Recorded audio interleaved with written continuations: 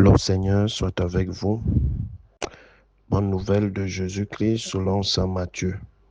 Gloire à toi, Seigneur. Matthieu au chapitre 13, les versets 46 à 43. En ce temps-là, laissant les foules, Jésus vint à la maison. Ses disciples s'approchèrent et lui dirent: Explique-nous clairement la parabole de l'ivraie dans le champ. Il leur répondit: Celui qui sème le bon grain, c'est le Fils de l'homme. Le champ, c'est le monde. Le bon grain, ce sont les fils du royaume. L'ivraie, ce sont les fils du mauvais. L'ennemi qui l'a semé, c'est le diable. La moisson, c'est la fin du monde.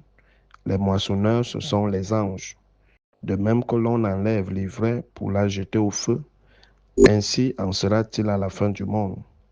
Le Fils de l'homme enverra ses anges, et ils enlèveront de son royaume toutes les causes de chute. Et ceux qui font le mal, ils les jeteront dans la fournaise. Là, il y aura des pleurs et des grincements de dents. Alors les justes resplendiront comme le soleil dans le royaume de leur Père.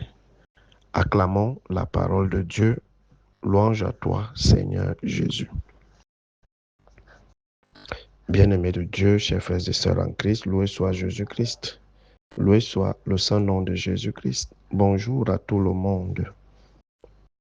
Ce matin, le Seigneur nous explique clairement la parabole de l'ivraie.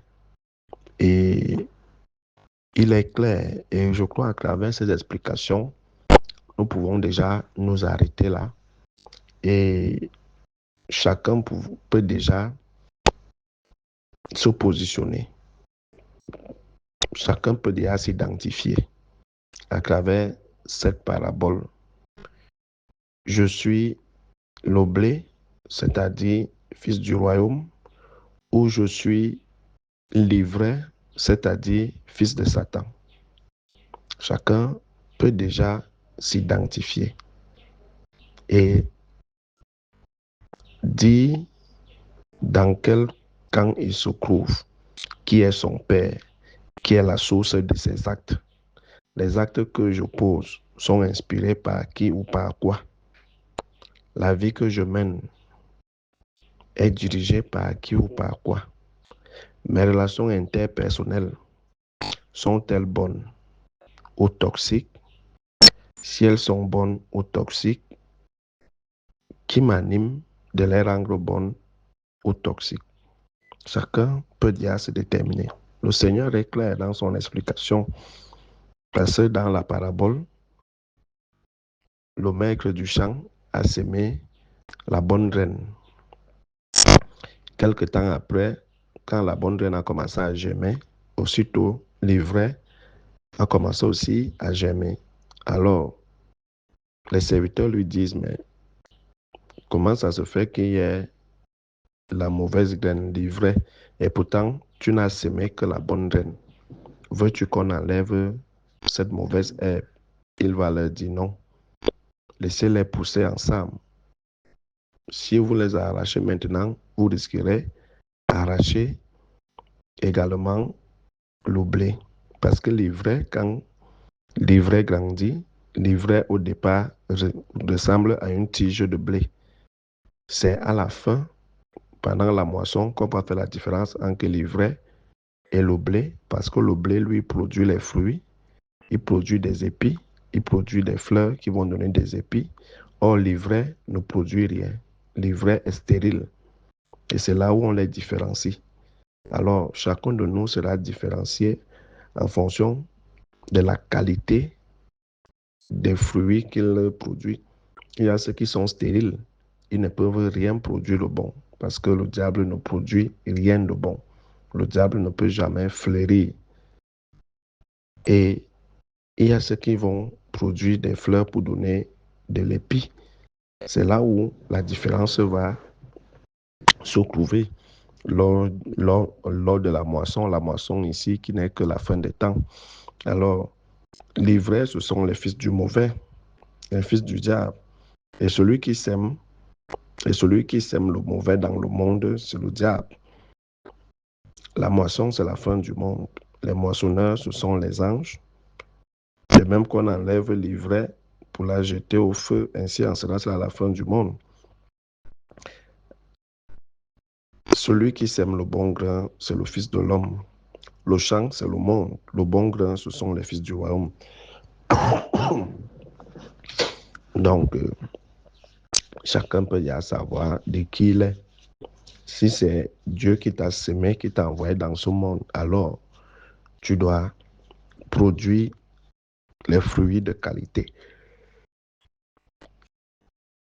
Si c'est le diable qui t'a également envoyé dans le monde, qui t'a appelé dans ce monde, on comprend pourquoi tu passes le temps à faire le mal, à chercher à détruire les autres, à chercher à noircir les autres. On comprend tes actes. Donc, à travers cette parabole, on doit déjà comprendre, les motivations de tout un chacun. Nous devons déjà comprendre les motivations de tout un chacun. Parce que si moi, je sais que je suis fils du royaume et que j'ai été sémé dans ce monde, j'ai été envoyé dans ce monde par Dieu, alors je serai d'abord fidèle à sa parole. Je vais mettre en pratique ses commandements. Je vais vivre la loi de l'amour de Dieu, l'amour du prochain. Je ne vais chercher à faire du tort à personne. Je vais éviter au maximum les compromissions, au maximum le péché, le mal. Parce que dans Siracide, le Seigneur nous dit qu'il n'a donné l'autorisation à personne de faire le bien. Donc, le Seigneur n'a donné l'autorisation à personne de faire le mal. Il n'a donné licence à personne de faire le mal. Alors, si je choisis délibérément de faire le mal, ça veut dire que forcément, c'est le diable qui m'a envoyé dans ce monde pour que je sois confondu avec les fils du royaume. Nous tous, on se ressemble par notre aspect physique. On a des membres. On a tous le même sang qui coule, mais on n'a pas le même cœur. On n'a pas le même cœur. On n'a pas le même ventre. C'est ça la différence donc. Mais on se ressemble tous. Et c'est pareil avec le champ de blé. Et à l'intérieur, il y a l'ivraie. Au départ, tous se ressemblent. Mais c'est au moment des récoltes qu'on saura qui a produit quoi et qui n'a rien produit. Retenons que l'ivraie est stérile, ne peut rien produire de bon.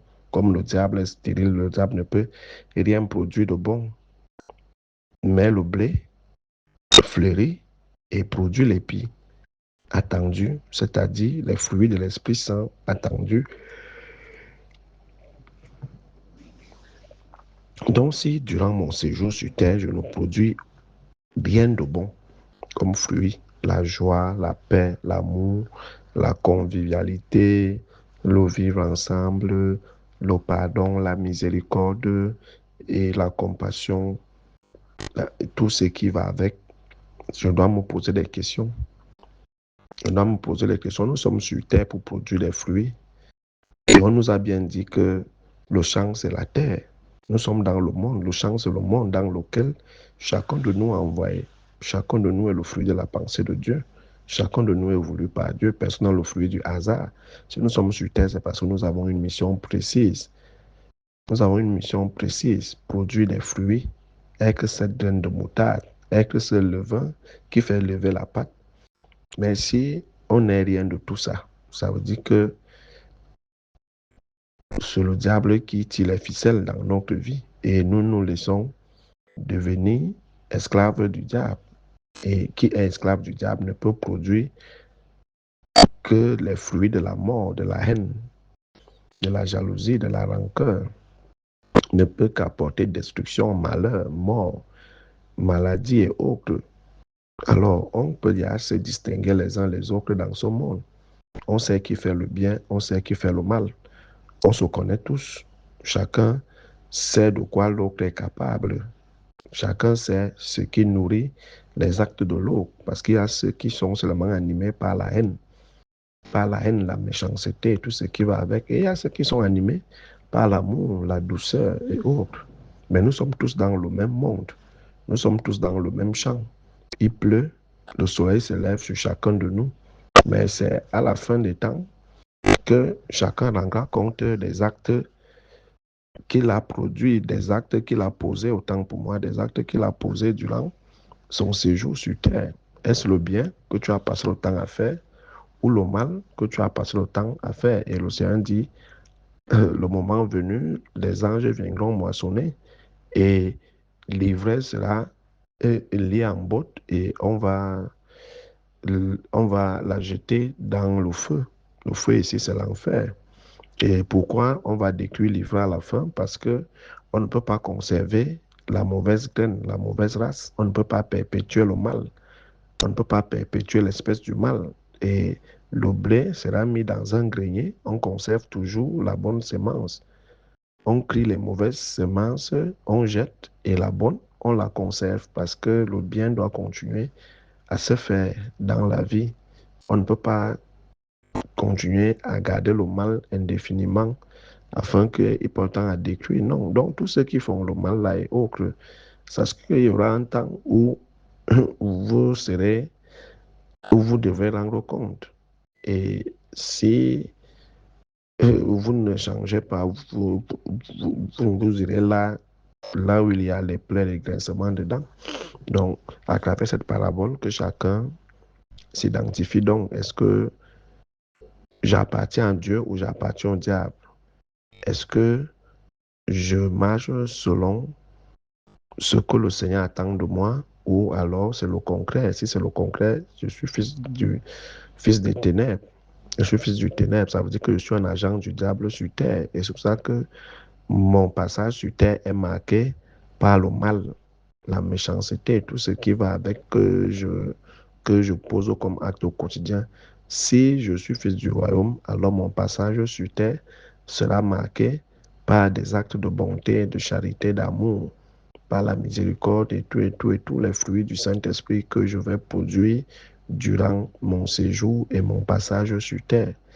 À chacun de se positionner, chacun dans sa propre conscience, peut déjà déterminer ou dire de quel il est le fils de qui, le fils de Dieu ou le fils du diable, en fonction des actes que chacun pose au quotidien. Loué soit Jésus-Christ, à jamais.